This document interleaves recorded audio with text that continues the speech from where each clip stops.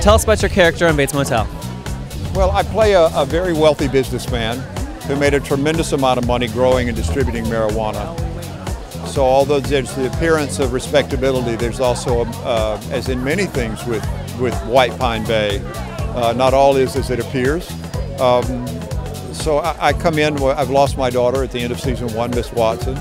So I come to find out what's happened to her and why, and who, mostly who, because I want closure to that. And he's a good friend to have and a terrible enemy to make. Can you tell us anything about that closure at all? I can't. No, well, they would kill me and then I would have to kill you. That'd be very Bates Motel. Yeah, wouldn't it? Wouldn't it? We would all go down together.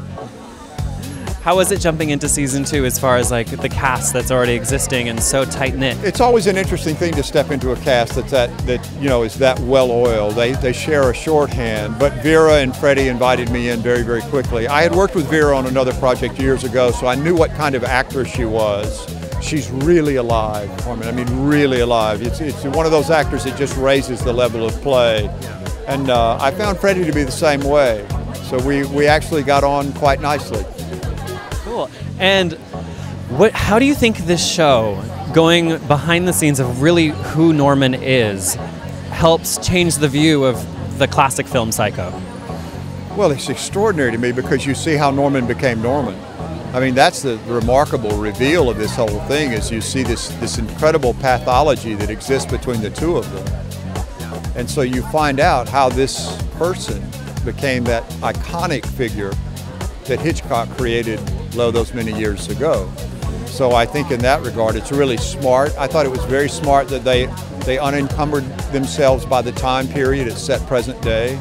So anything and everything can happen, and does. What do you think, speaking of Hitchcock and Alfred, what do you think he would have thought about this show if he were here today to see it? I think he would have liked it a lot. I do. I think he would have liked the surprises. I think he would have liked the tension that it created. And I think that one of the things that I always admired about Hitchcock's films is that always off screen you felt that there was something coming. There was a sense of impending doom and it was just out of your line of sight, and if you looked it moved. And I think this show has that quality. You simply cannot relax and assume something because it's always coming. It's always coming.